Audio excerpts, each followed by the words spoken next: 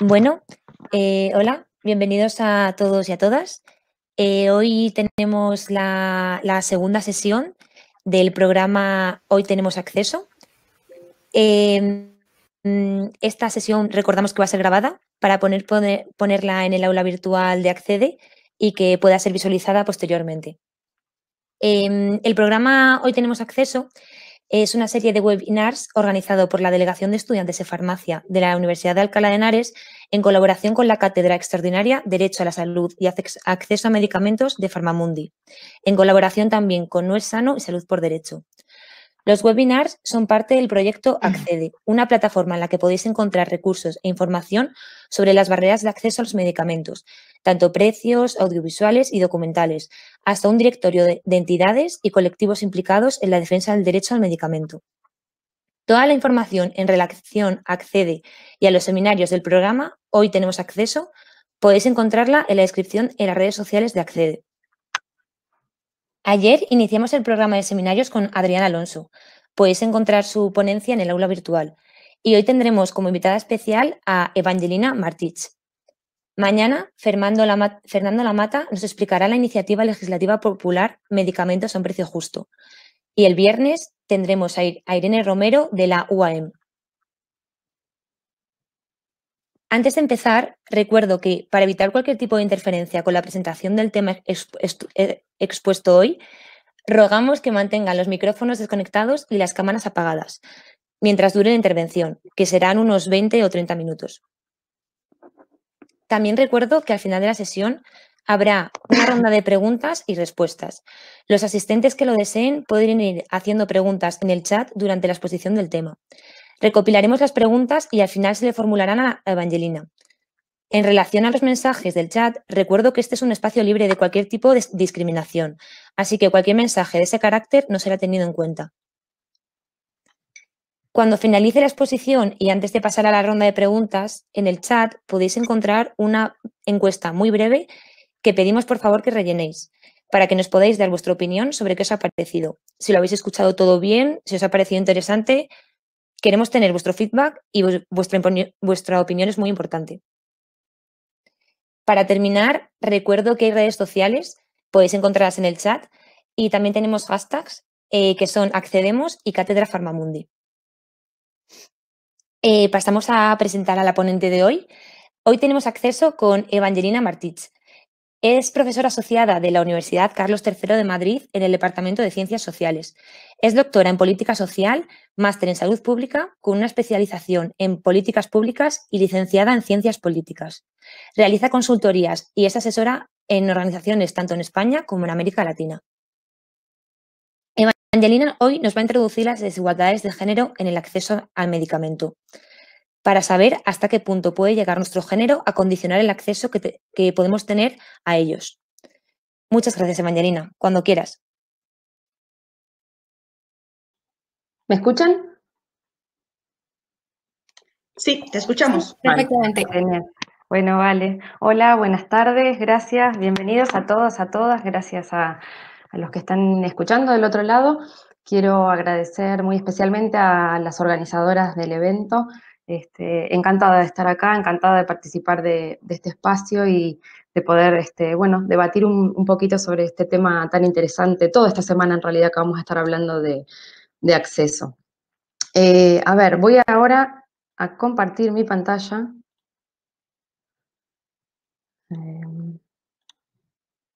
Aquí.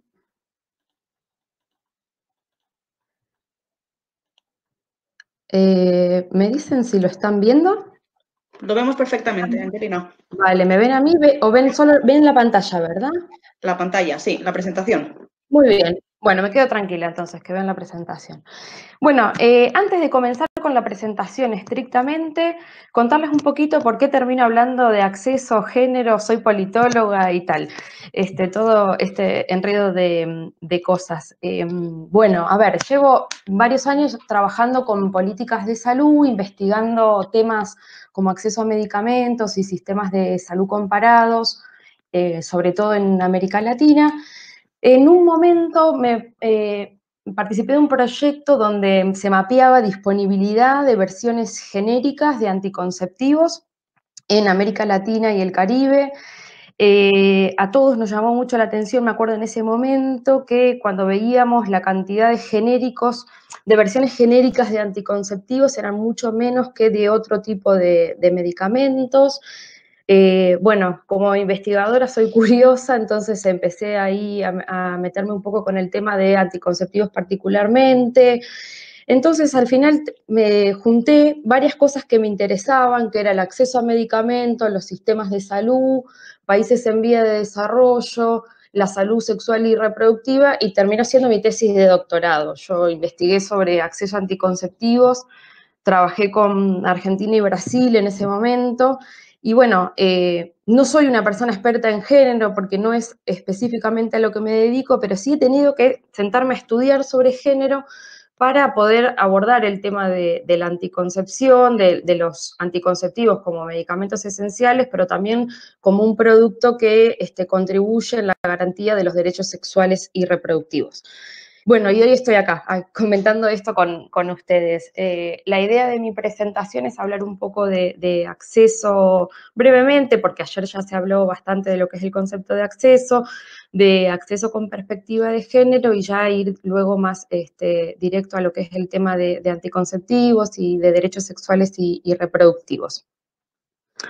Entonces, bueno, acceso brevemente, ¿cómo lo definimos? Hay múltiples definiciones de acceso, múltiples acepciones, dependiendo las dimensiones que los autores abordan o cómo proponen considerar determinadas barreras o no a la hora de medir acceso.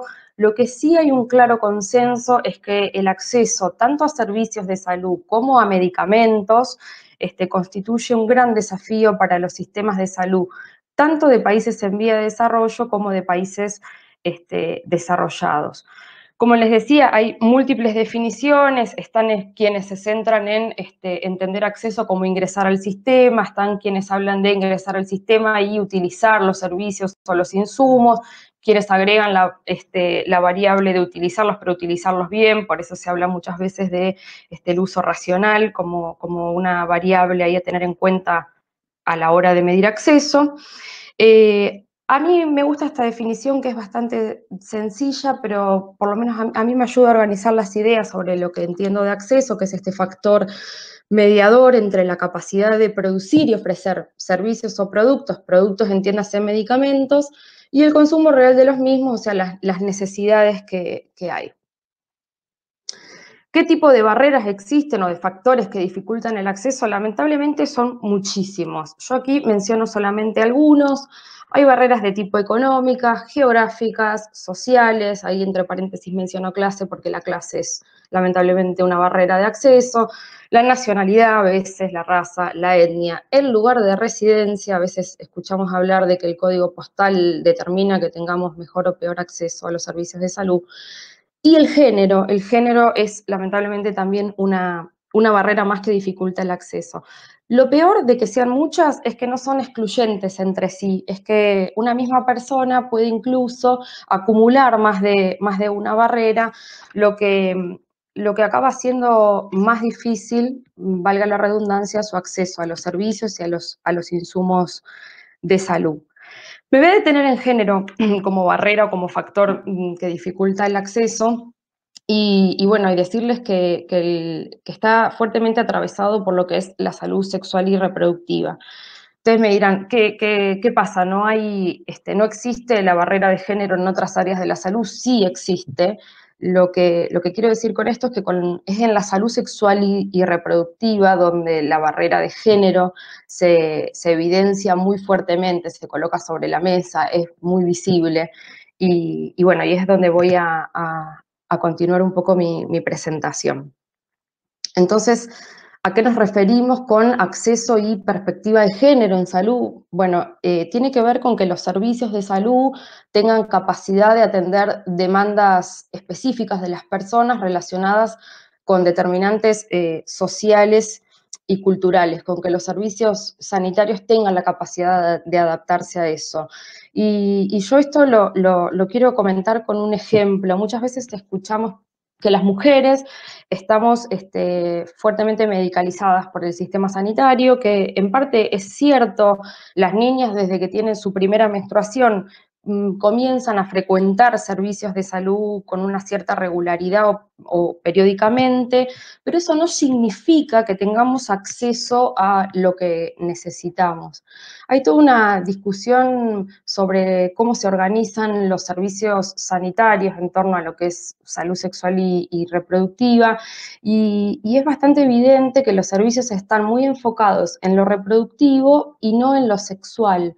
¿Qué significa esto? Que están enfocados en atender las demandas relacionadas con lo que es maternidad, cuidados del parto, posparto, inclusive del recién nacido, lo que está muy bien, pero no podemos o no deberíamos en realidad olvidarnos que muchas mujeres, sin estar embarazadas, sin ni siquiera estar buscando quedar embarazadas, requieren servicios sanitarios relacionados con la sexualidad, con la anticoncepción, inclusive con la interrupción voluntaria del embarazo.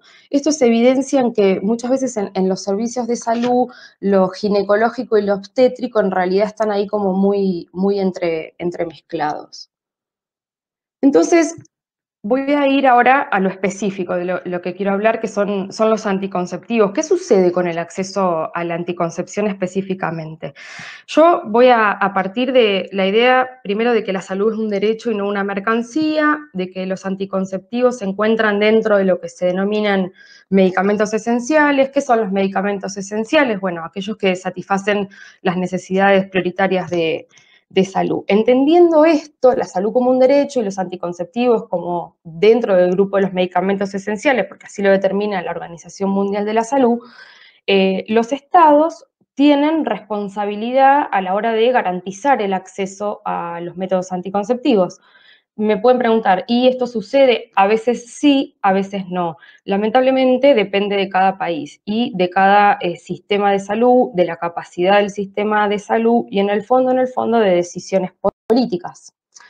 Entonces, los estados tienen responsabilidades, pero además tienen funciones que desempeñan con relación a los medicamentos y a los anticonceptivos también, ¿por qué no?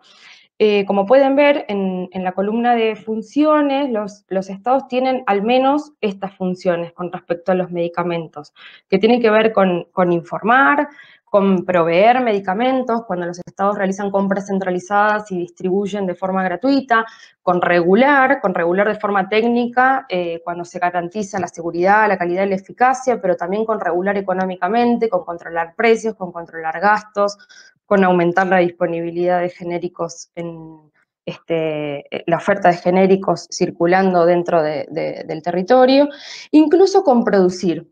O sea, el Estado puede incentivar la producción pública. Hay países que poseen laboratorios públicos que generalmente están enfocados en producir medicamentos esenciales que atiendan a las principales demandas epidemiológicas dentro del país.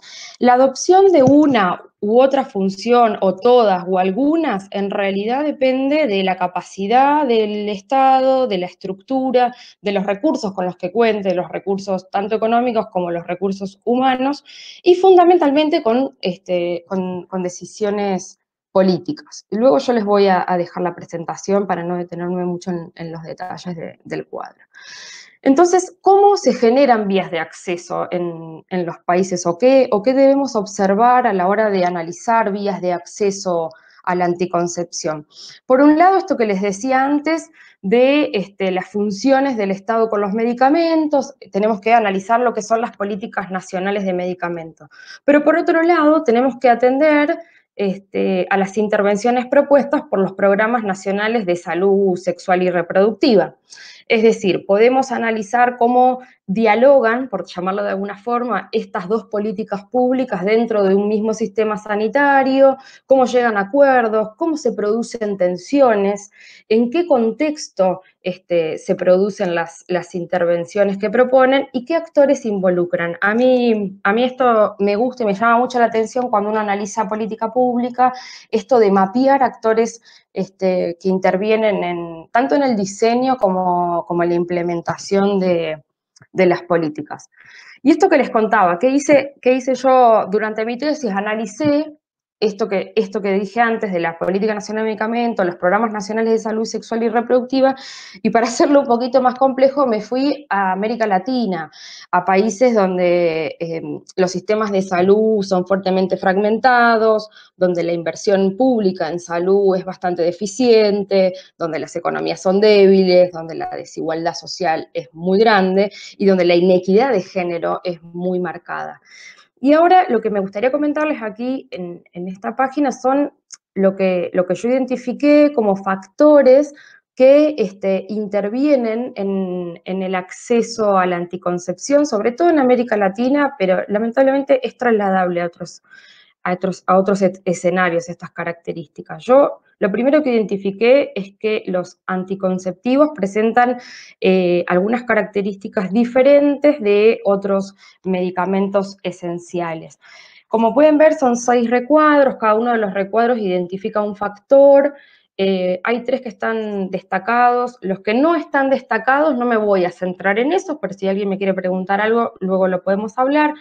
Yo me quiero centrar en los que están destacados, que son lo que denominan los outsiders, la feminización y la falta de conocimiento. Cuando hablo de los outsiders, hablo de la identificación a la hora de mapear actores que intervienen en el diseño e implementación de intervenciones que contribuyan a generar acceso a la anticoncepción. Se identifican actores externos al sistema de salud, tratando ahí de interferir en el diseño e implementación de estas políticas, tanto a favor como en contra. A favor, sobre todo, los movimientos sociales, los grupos de la sociedad civil y muy destacado el movimiento de mujeres que en la última década ha sido muy fuerte en los países de América del Sur, apoyando los derechos sexuales y reproductivos y la salud con perspectiva de género. Y por el otro lado, aparecen grupos religiosos, grupos conservadores, que lamentablemente también vienen aumentando en los países en vía de desarrollo y que tratan de interferir tanto en el diseño como en la implementación de los derechos sexuales y reproductivos. Antes iban de la mano de la Iglesia Católica, en los últimos años creció mucho la presencia de las iglesias evangélicas en América Latina, y lo que a mí más me preocupa de todo es que ahora ocupan espacios de poder, ocupan escaños y apoyan líderes de la región, con lo cual están muy ligados o muy próximos a la toma de decisión de las políticas públicas, lo que, si me permite mi opinión, es una amenaza o puede llegar a, bien, retroceder en algunos derechos que se conquistaron o entorpecer el camino para alcanzar otros que todavía lamentablemente en los países de desarrollo, en América Latina, el principal método es la píldora hormonal. Luego, a ver, yo identifiqué esto de la ligadura de trompas y las vasectomías, o sea, lo que es la anticoncepción quirúrgica. Pueden decir, pero no son medicamentos. Sí, es verdad.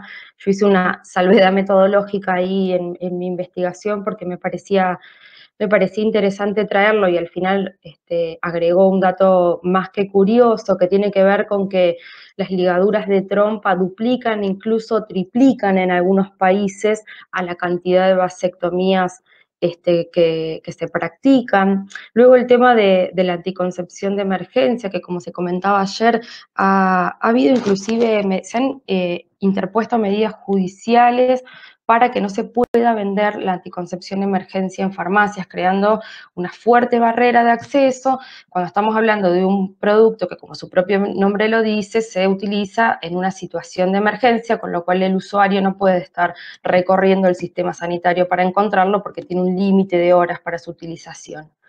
Y el cuarto, el misoprostol, que, bueno, para quien no conoce, el misoprostol es un medicamento utilizado, por un lado, para la hemorragia posparto, pero además es el medicamento indicado para la interrupción voluntaria del embarazo. Es un medicamento considerado también por la OMS dentro de los esenciales. Sin embargo, en algunos países se encuentran todavía resistencias para incorporarlo en lo que ahí pueden ver la lista de medicamentos esenciales.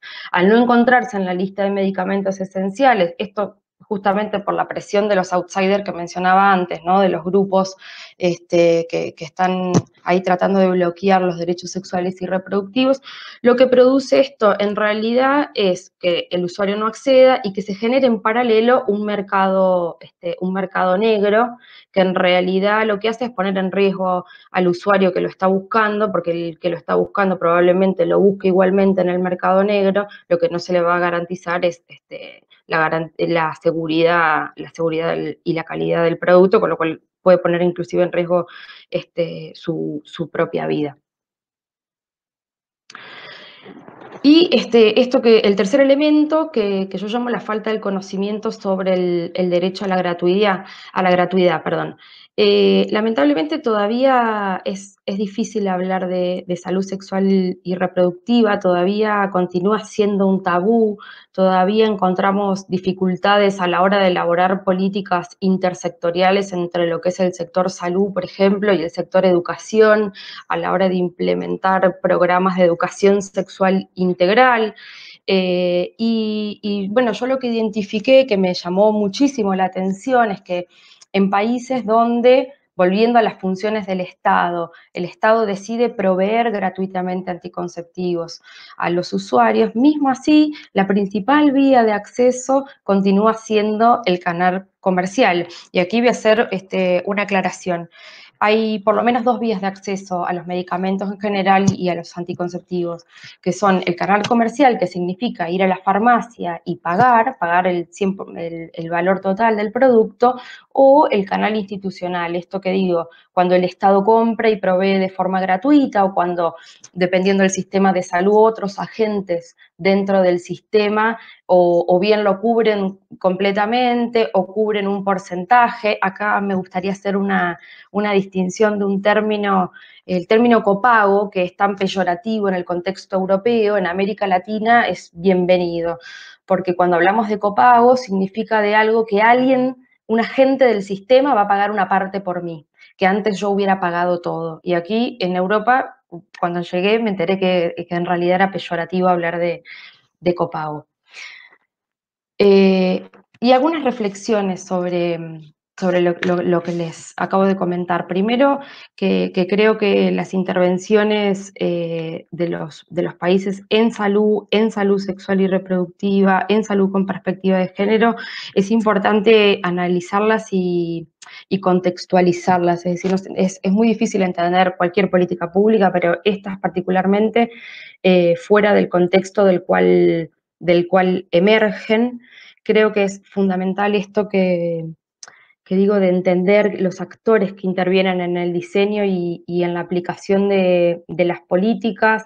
Yo aquí identifico una necesidad de repensar por qué cuando hablamos de salud con perspectiva de género, o mejor dicho, por qué cuando está en juego o en el centro de la discusión el cuerpo de la mujer relacionado a su rol de gestación, por qué ahí se producen esos espacios para que estos outsiders del sistema sanitario se sientan con total autoridad para opinar y para bloquear derechos.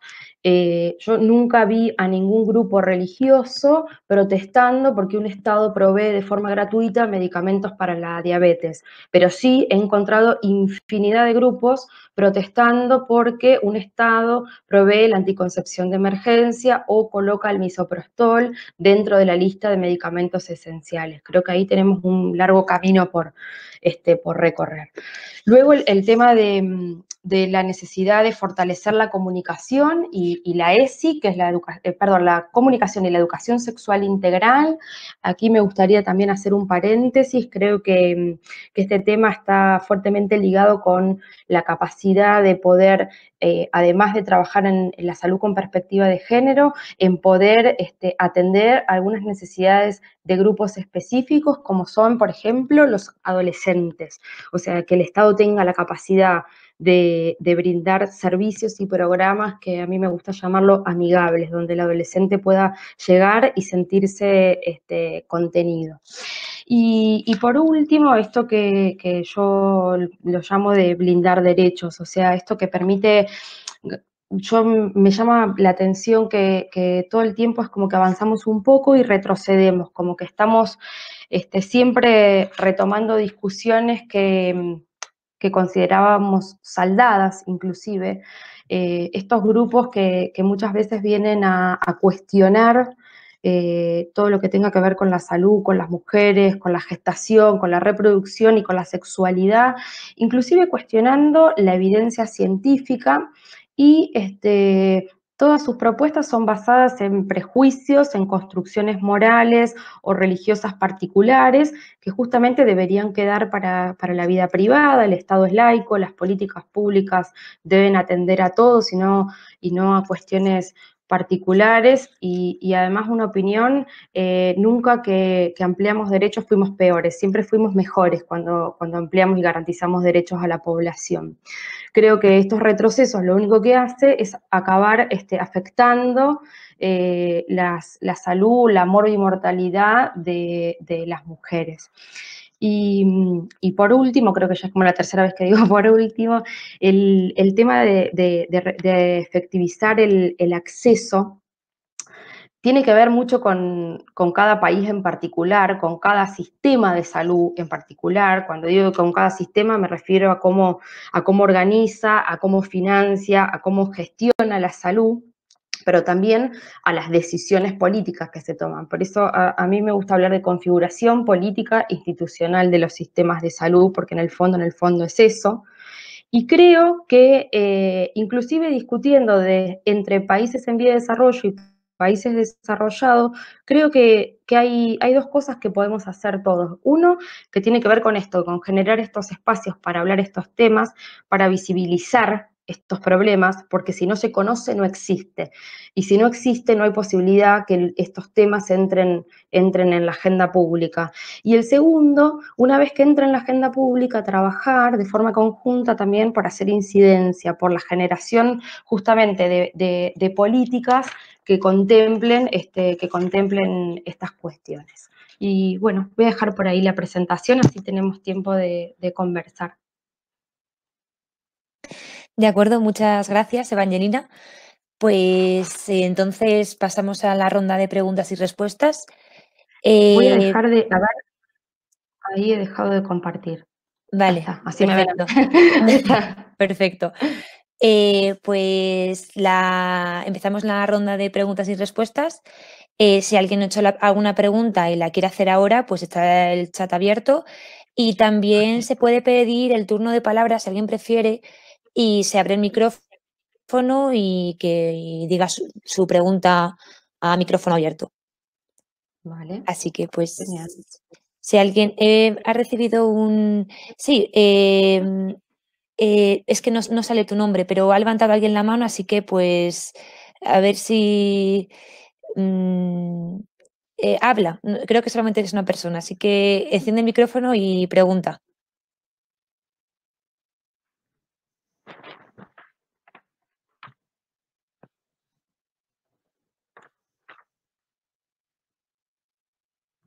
No se escucha. Sí, es que hay una persona con la mano levantada, pero no está hablando.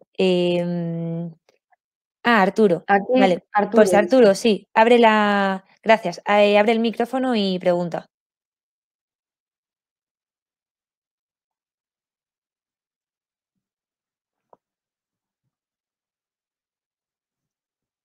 Dice que lo pulsó por Vale, error. ha sido un error, vale, no Vale, pasa bueno. nada.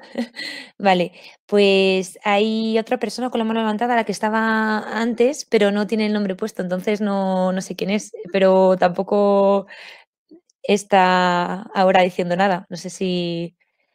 no sé. A ver. Voy a escribirle. A ver Aquí hay si... otra persona, Ana, dice. Vale, perfecto. Pues Ana.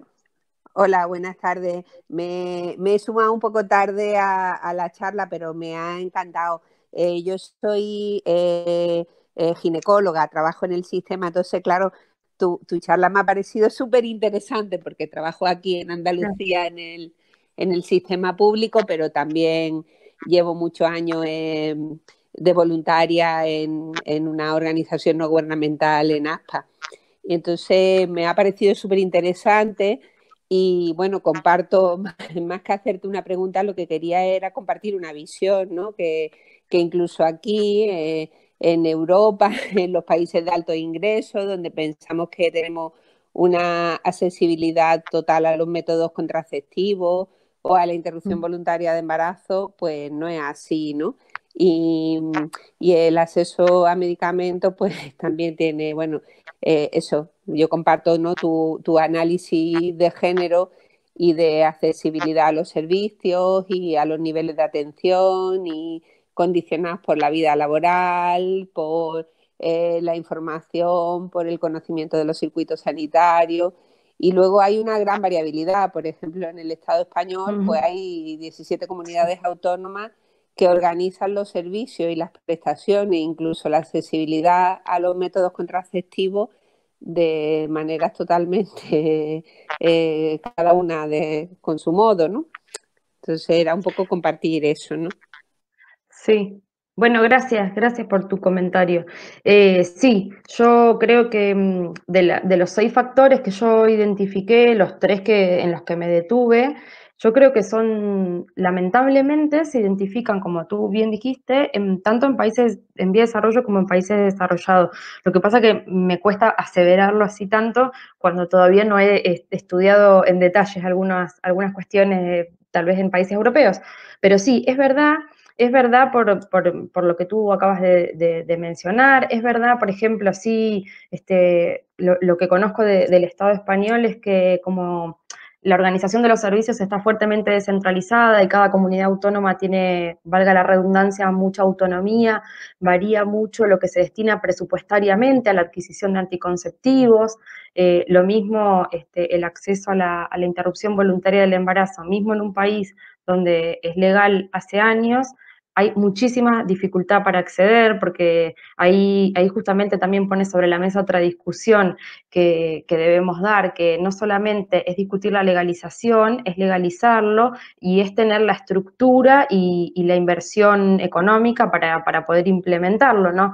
Porque si no tenemos la ley ahí en un cajón, pero después el usuario se la pasa recorriendo diferentes sitios del sistema para acceder a algo que en realidad debería ser mucho más simple porque es un derecho. Y también el tema de esto que yo digo que siento que siempre se está cuestionando cuando está en el centro de la discusión, el cuerpo de la mujer, los derechos sexuales y reproductivos, cuando está la cuestión de la gestación en el medio, siempre aparecen estos grupos que están en contra de esto por sus creencias, por construcciones morales particulares, tratando de interferir en algo que es ni más ni menos que un servicio sanitario, ¿no? A ver, acá veo, ¿leo alguna de las preguntas que están aquí en...? Sí, perfecto, sí. Por ejemplo, ha hablado primero Eva, o sea, no Eva, no, Alba. Alba, ¿qué Sí. factores consideras que pesan más en la falta de acceso a los medicamentos desde la perspectiva de género? Estado, presión social, falta, genéricos precios. Quizás haya diferencia, me dice, entre regiones. Yo creo que es una mezcla de todos. Creo que es tan complejo, como dije al principio, así como no hay un consenso sobre la definición de acceso, tampoco sobre la forma de medirlo, creo que como justamente se trata de una conjunción de factores, creo que pesan un poquito todos. Y además, sobre todo, además del Estado, la presión social, la falta de genéricos y los precios, yo creo que lo que falta es decisión política, porque muchas veces todo eso está y falta la decisión política de implementar determinadas medidas. Y sí, probablemente en eso puede que haya diferencia entre países desarrollados y vía de desarrollo por las capacidades más débiles de los sistemas sanitarios o por la falta de inversión de la que hablé antes, ¿no? Después Karina dice, ¿cuáles piensas son las mejores estrategias para blindar derechos? ¿Incorporar los derechos fundamentales a las constituciones o crear un sentido común general en la ciudadanía, por ejemplo? Qué buena pregunta.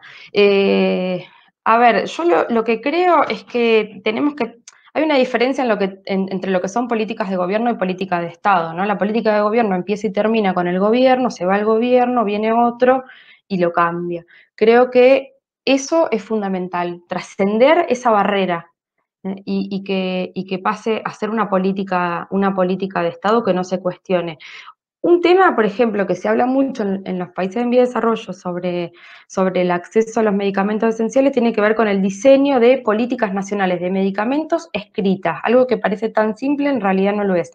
Que el país tenga un documento llamado Política Nacional de Medicamentos, donde se detalle claramente qué se provee, qué se cubre, cómo se regula, cómo se controla precios. Yo creo que eso puede ser un factor importante. El sentido común es el menos común de los sentidos, así que no sé si el sentido común ayudaría, pero yo creo que sí, que esté por escrito, diseñar políticas un poquito más sólida. Y después, el tercero, yo creo que hay un tema de comunicación ahí súper fuerte, porque para mí, cuestionar el saber científico no hay que darle lugar a esta gente, y no lo estoy hablando desde mi lugar de defender, por ejemplo, la legalización del aborto, sino que estoy hablando inclusive voy a dar un paso más, los grupos antivacunas. El periodismo no tiene que darle cabida en un titular de un periódico nacional a gente que dice a mis hijos no los vacuno porque sabemos lo que representan las vacunas para la salud pública. Entonces, creo que también eso, la comunicación tiene una fuerte responsabilidad en eso. A ver, Lili dice, durante toda la presentación has hablado de medicamentos y técnicas anticonceptivas. Dice, ay, se me fue. ¿Podrías poner algún ejemplo en el que haya barreras de género en el acceso a medicamentos? A otros medicamentos, a ver, sí, hay, por ejemplo, hay una fuerte feminización del VIH y de, a ver, varias patologías, pero yo, como no soy médico, no me voy a meter en eso. A ver, Adrián dice, ¿crees que la educación o la falta de ella que recibimos los profesionales sanitarios en estos temas, anticoncepción, educación sexual, supone una barrera de acceso? Sí, puede ser, creo que sí, que en realidad educación con perspectiva de género, lo que comentaba ayer Adrián en su presentación, que a mí me llamó mucho la atención con respecto al acceso a la anticoncepción de emergencia y una farmacia que se declara objetora de conciencia. Que yo sepa, la conciencia tenemos las personas, las instituciones no tienen conciencia. Entonces, que una institución se declare objetora de conciencia en realidad no tiene mucho sentido. Creo que sí que es importante fortalecer la educación desde la formación universitaria. A ver, Rosa dice, ¿para cuándo la anticoncepción hormonal masculina? Y bueno, la están probando, pero como siempre aparecen un montón de efectos adversos y al final nunca se llega a nada con eso. La anticoncepción hormonal femenina tiene muchísimos efectos adversos y ahí continúa. Perdón, pero alguien creo que había pedido el micrófono. Sí, eso voy a preguntar yo, Ana, me parece. Había levantado la mano para hablar. Sí, es un poco aportar en el sentido de la formación, ¿no? Yo creo que la no formación es una formación intencionada. Claro. Si dentro del ámbito de las formaciones sanitarias, yo creo que en el ámbito de la enfermería sí que se empieza a abordar más enfoque de género, perspectiva de género. En el ámbito de la medicina, yo creo que nos queda un amplio margen a introducir, ¿no? Yo, bueno, soy feminista, activista feminista y me formé, terminé mi licenciatura de medicina en 1990 y yo recuerdo en un seminario de medicina preventiva que se hizo un seminario antiabortista, donde vinieron organizaciones pro vida y no recuerdo, hace ya algunos años, pero no recuerdo ninguna formación específica en anticoncepción ni en aborto desde un enfoque científico, ya no bioético, ¿no? Claro. Entonces, Sí. bueno, luego hice la especialidad y actualmente en los congresos nacionales de ginecología y obstetricia, en la sesión española de contrasesión, se sigue discutiendo que la formación de los MIR, de los médicos internos residentes, no tienen en su programa un desarrollo específico de interrupción voluntaria de embarazo, y ahora hay muchísimas herramientas farmacológicas para dar mayor autonomía a la interrupción voluntaria Claro. para la mujer. Y bueno, yo te hablo de lo que conozco en Andalucía, ¿no? En Andalucía todos los centros de interrupción voluntaria de embarazo son concertados. No se hacen interrupciones voluntarias en el sistema público, ni hay ningún sistema de acceso autónomo a las mujeres para hacer la interrupción.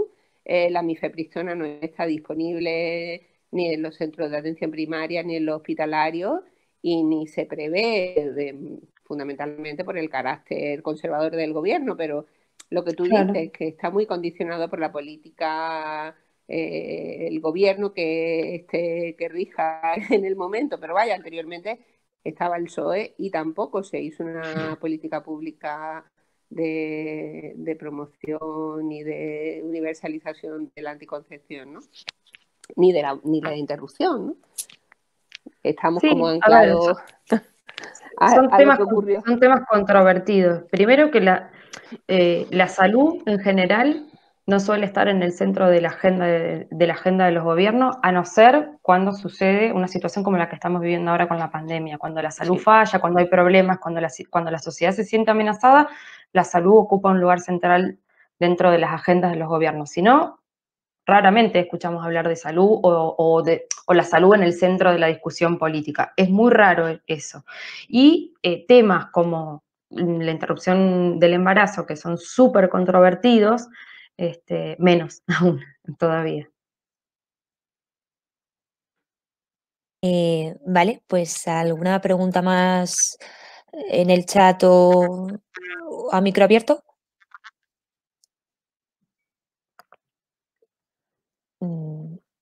María. ¿Qué tal, Evangelina? Muchas gracias por tu presentación. Yo quería comentarte, has hablado al principio que el misoprostol no está incluido en la... ¿Se me escucha bien, verdad? Sí, sí. Vale. Has hablado que el misoprostol no estaba en la lista de medicamentos esenciales, pero luego has hecho otro comentario como que había algunos medicamentos anticonceptivos que sí lo están. Pero has dicho que estaban en las listas de cada país. Entonces no me queda muy claro un poco cómo funciona esta forma de que en algunos países sí, otros no, hasta qué punto el país decide si es medicamento esencial y cómo lo decide y demás. Sí, las listas de medicamentos esenciales las define cada país, inclusive los países definen la periodicidad con la cual se va a revisar. Algunos países tienen estipulado que, por ejemplo, cada 2 años un comité de expertos revisa la lista de medicamentos esenciales, qué se incorpora, si algo se retira de esa lista o no. Eso depende de cada sistema sanitario. Los los anticonceptivos en general, según la OMS, están dentro de los considerados esenciales, y el misoprostol también. Lo que sucede es que el misoprostol no está en todos los países dentro de la lista de esenciales. Mira, te doy un ejemplo, Argentina. Argentina no lo tiene todavía dentro de su lista de medicamentos esenciales, y Brasil, que fue el otro caso que yo analicé, sí, hace muchísimos años lo incorporó al misoprostol dentro de su lista de medicamentos esenciales. Vale, muchas gracias. Bueno. Vale. Y si te parece, tengo otra pregunta más.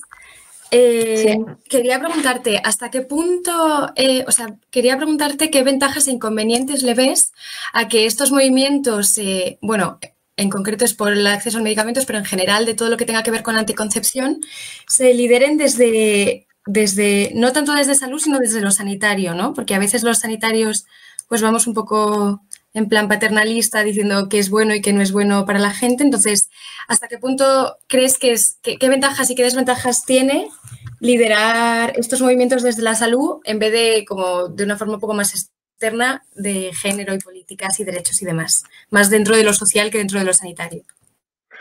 Cuando dices estos movimientos, ¿te refieres a los movimientos a favor de la promoción del acceso? A eso te estás refiriendo, ¿no? Sí. Y sobre todo dentro Vale. de la concepción, sí, de anticonceptivos.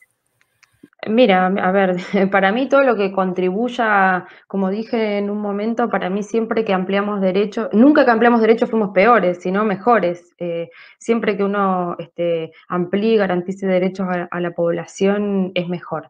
Entonces, de donde nazca no me parece un problema. Después yo creo que los grupos, o por lo menos los que yo conozco, como el grupo que organizó hoy esta reunión, más allá de que sean estudiantes de farmacia, creo que tienen muchísimas inquietudes que trascienden lo estrictamente sanitario. Si no, no me hubieran invitado a mí, politóloga, a hablar sobre estos temas. Entonces creo que en realidad tiene que ver con la intersectorialidad que el propio grupo se genere. No lo veo como un problema yo.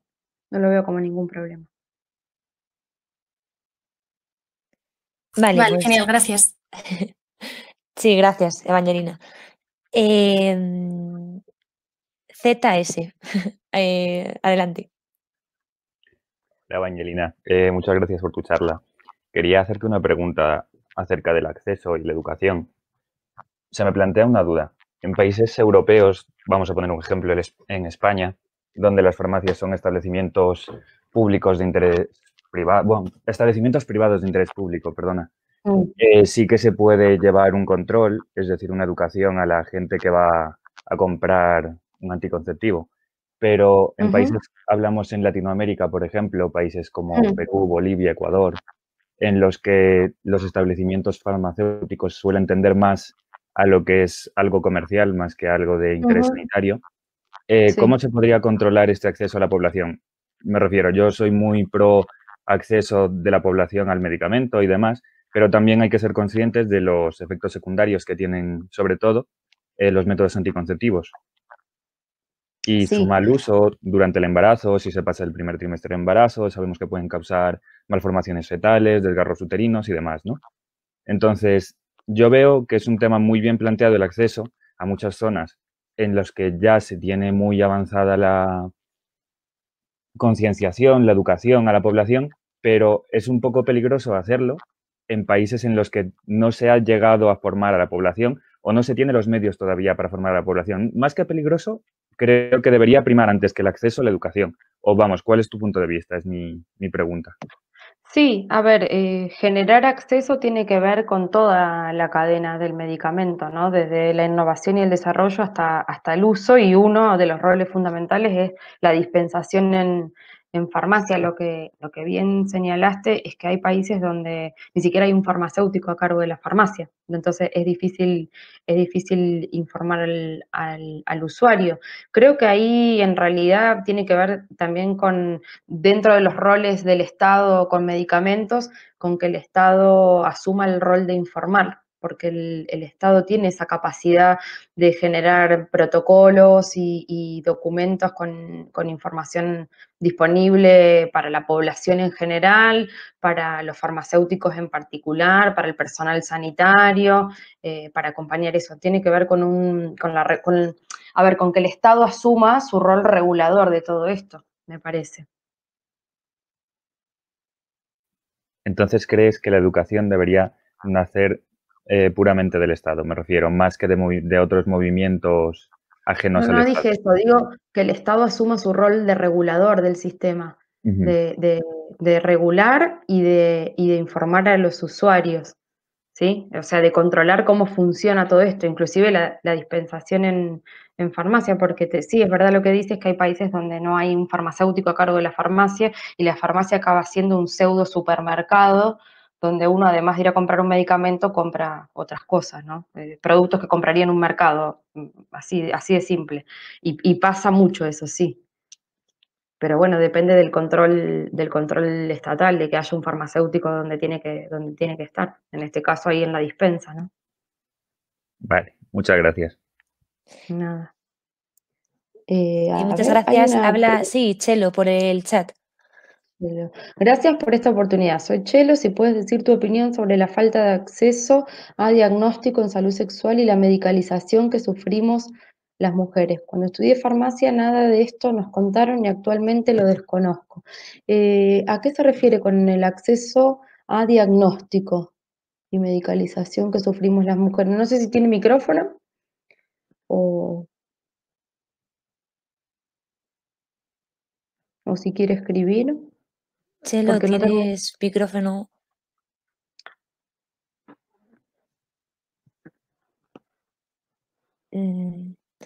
Sí, bueno, en verdad,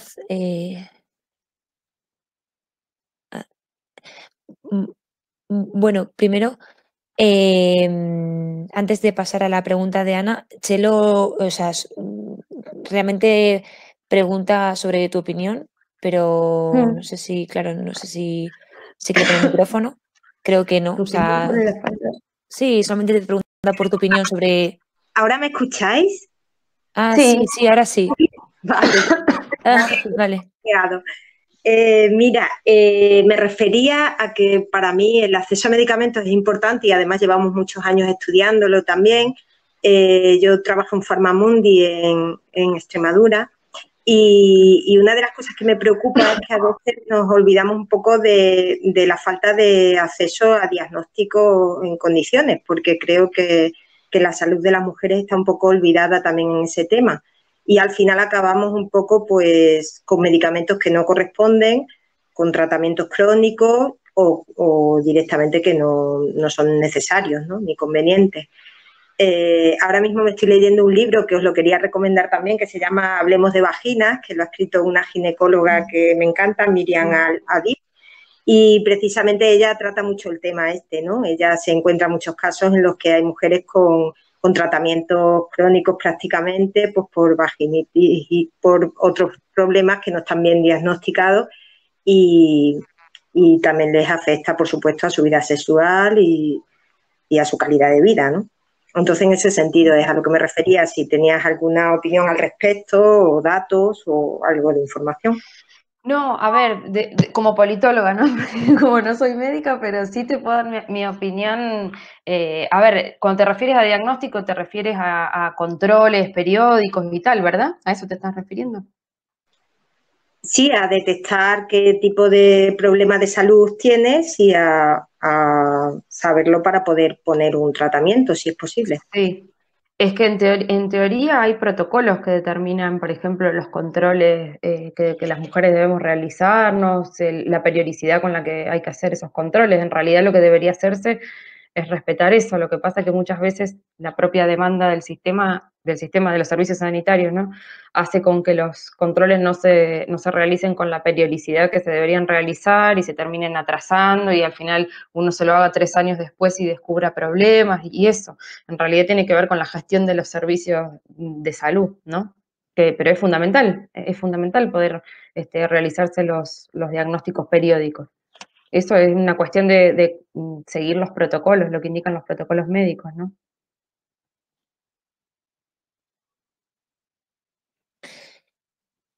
Sí, y si Hay quieres. una pregunta Sí, la de de Ana Espejo. Ana, a ver qué dice.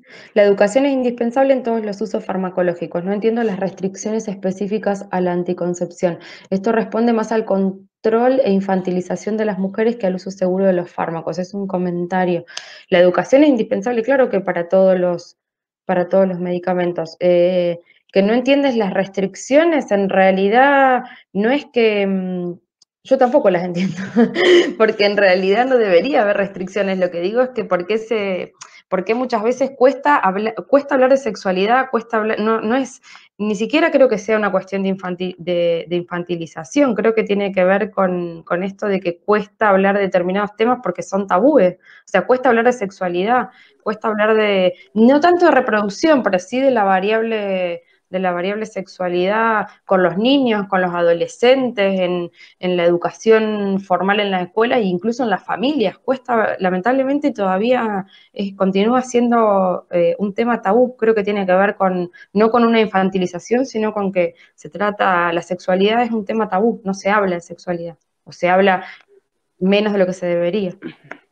No, lo comentaba al hilo del compañero, ¿no? Que decía que, bueno, que dejar el libre acceso, por ejemplo, en farmacia, a determinados contraceptivos, la píldora del día después, bueno, los anticonceptivos en general, bueno, que podíamos incurrir en problemas de seguridad sobre el uso farmacológico. Y yo digo que ¿por qué no nos planteamos eso cuando damos analgésicos, cuando damos claro. otro tipo de fármacos? Entonces, que muchas veces casi de manera invisible también, ¿no? Le superponemos que las mujeres tenemos menos capacidad o menos información o menos formación sobre el riesgo de los fármacos, pues igual que el resto de la población, ¿no? Es decir, que yo creo que esto no es baladí, que esto no es fruto del azar, es fruto de una concesión determinada de las mujeres dentro del sistema también, ¿no? Bueno, ya hay muchos estudios de género, no sobre el uso de fármacos, no diferenciados, sino también sobre el abordaje, los diagnósticos, los tratamientos, como hay barreras relacionadas con el género, ¿no? Ya hace poco estaba en un encuentro con otros profesionales de otras especialidades en el Estado español y me sorprendió los datos sobre la tasa de trasplantes a enfermos renales crónicos, cómo había una brecha de género hacia las mujeres con los mismos indicadores analíticos. Eran mayores el número de hombres que se trasplantaban que el de mujeres, ¿no? Te digo que lo que pasa es que es un tema poco visibilizado, poco investigado, porque también al sistema científico no le interesa, ¿no? Que muchas veces nos planteamos prácticas que le damos un barniz científico y de seguridad clínica y de seguridad y no responden a esos intereses, sino a otros, ¿no? Era un poco el compartir en esa reflexión, ¿no? Sí. Muchas gracias por compartirla. Vale, pues hay alguien que quiera hablar. Me parecía antes ver una mano, pero no sé si... No, es que hay una persona con la mano levantada y sigo pensando que es una pregunta, pero creo que se la ha dejado puesta. Sí.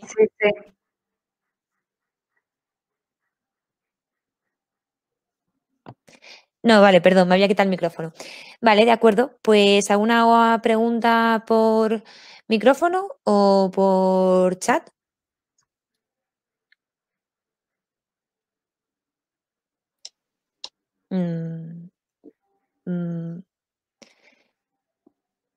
Vale. Pues si queréis, bueno, si no hay más preguntas, pues nada, muchas gracias a todos. Bueno, ¿se ha conectado alguien hablando? Creo que está hablando alguien de repente. Cristina, soy Nuria de Farmamundi. Sí, solo Nuria. Antes de terminar, o sea, no es una pregunta, es un agradecimiento tanto a Evangelina por el tiempo, por el conocimiento que nos ha aportado, a la delegación otra vez de estudiantes de farmacia por la organización. Recordaros que en el chat vais a encontrar la encuesta. Antes de desconectarnos todos, esto nos sirve tanto a la delegación como a Farmamundi como colaboradores en la organización de este tipo de jornadas para evaluar, para mejorar cada vez más. Y como ya dijimos ayer, recordad que esta ponencia va a estar grabada, o sea, se ha grabado, va a estar en el aula virtual, que se ha puesto también el enlace del aula virtual, y que todas las informaciones que queráis aportar también estamos dispuestos a compartirlas en el aula virtual. Dijimos ayer y repetimos que es un aula que queremos que sea un aula viva, una plataforma donde compartir información. Por ejemplo, Ana, que ha dicho ahora el estudio este de nefrología, nos encantaría que nos lo compartieras para poderlo también compartir con el resto de la gente. Y nada más, un poco seguir adelante con estas iniciativas y mañana más. Sí, muchas gracias. Muchas gracias a Evangelina. Y nada, también muchas gracias a todos los asistentes. Y sí, mañana, bueno, podréis ver próximamente este seminario en el aula virtual de Accede. Y nada, mañana tenemos a Fernando Lamata, así que os esperamos. Muchas gracias, Evangelina. Muchas gracias a todos. Adiós, hasta luego. Adiós. Hasta luego, gracias. Adiós. Hasta luego, gracias.